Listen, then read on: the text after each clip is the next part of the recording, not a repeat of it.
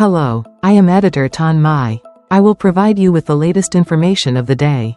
Meet the marine biologist working to protect our oceans from deep-sea mining. The oceans need more care than they ever have before, and few people are taking on that job with more commitment than Diva Amen, a marine biologist at the Benioff Ocean Science Laboratory at the University of California, Santa Barbara. Mark and Lynn Benioff are Time's owners and co-chairs. Amen has a special love for the deeper reaches of the ocean, below 200 meters, where sunlight does not penetrate. Pressures are up to 110 times that of sea level, and temperatures drop to 39 degrees Fahrenheit. Despite those punishing conditions, all manner of life forms thrive there. One of the greatest potential dangers to that fragile ecosystem is deep ocean mining, industrializing the untouched and unseen ocean floor to extract nickel, cobalt, copper, manganese, gold, silver, and more. For now, the mining is not taking place, and Amen and her colleagues are advocating and mobilizing to help keep it that way. Amen spoke to Time in a wide-ranging conversation that has been edited for brevity and clarity. Time: there are a lot of riches to be had on the floor of the oceans. What is the current state of mining? Amen: mining in international waters is governed by the International Seabed Authority, an autonomous United Nations authority. They have been granting licenses for exploration only over the past 20 years in the Pacific, Atlantic, and Indian Oceans. There have been more than 30 licenses granted so far. Most of them cover areas around 75.000 kilometers, 46.602 miles, or about the size of Sri Lanka. So it's not inconsequential. In addition, Norway, Japan, the Cook Islands, and Papua New Guinea are considering deep-sea mining in their own waters.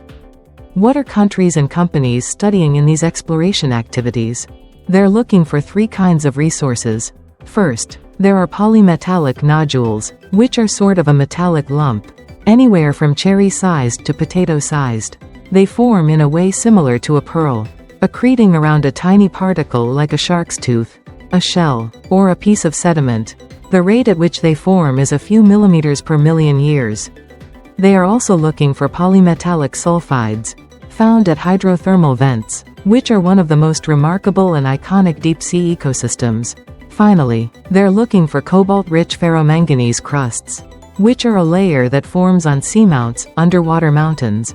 The crusts can be anywhere from millimeters to several feet thick.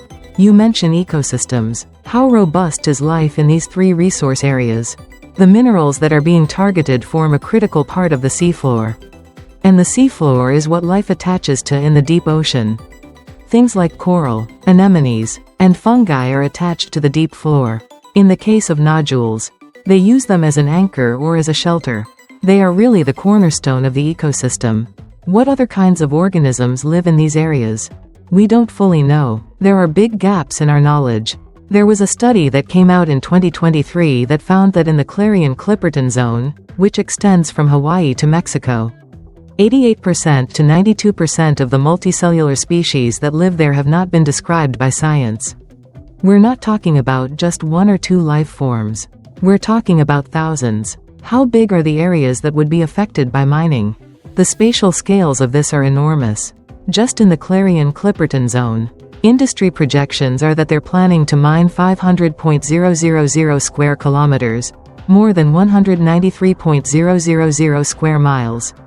And because of the three-dimensional nature of the ocean, the concern is that the impact will extend both vertically for thousands of meters and horizontally, potentially tripling the area of impact. There is a plume that is generated at the seafloor from the mining activity like a dust storm that will spread well beyond the mining tract. There's a secondary plume too. Anything that's mined will be pumped up a pipe to a ship which is waiting on the surface. The minerals will be separated from water and sediment and metal particles. Then that sediment, wastewater, and particulate and dissolved matter will be pumped back into the ocean from the ship. There are currently no regulations to dictate at what depth that waste is pumped back into the ocean, whether it's at the surface or thousands of meters deep or right back to the seafloor. Could ecosystems recover from all of this? Life in the deep sea is extremely slow.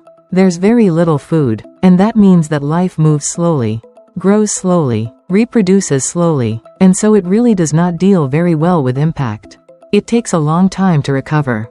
With nodules, for instance, we will not see ecosystem recovery except on a scale of millions of years. Essentially, this would be irreversible damage. In the nearer term, there are increases in noise and light from mining that has never been seen before in the deep sea. All of that is going to result in biodiversity loss. You also have contaminants being released by the plumes that are going to work their way up the food chain. This could affect ecosystem services that we get from the deep sea, such as fisheries. There is an argument that deep-sea mining actually has some environmental benefits because it replaces mining done on the surface. Is there anything to this? There's no evidence that deep-sea mining would prevent terrestrial mining. It's likely that both will occur, causing double destruction, rather than one taking the place of the other. Something else that is often disregarded is that we know that the ocean plays a critical role in regulating the climate. It's where a majority of heat is absorbed. It's where an enormous amount of carbon is sequestered. The ocean is one of our greatest allies in the fight against the climate crisis. To argue for using deep-sea mining to solve the climate crisis is like smoking to lower your stress. What role does your work play in determining the future of deep-sea mining? I'm collaborating with many other scientists undertaking research into the deep sea and the impact of mining, trying to understand how these ecosystems function. I've also been going to meetings of the International Seabed Authority and many other intergovernmental agencies to try to communicate the science to the decision-makers in the room. I'm not going to shy away from creating awareness of the incredibleness of the deep sea. I absolutely adore the deep sea, and it's such a privilege to be able to work there. Please like and subscribe to wait for the next information. Goodbye and see you again.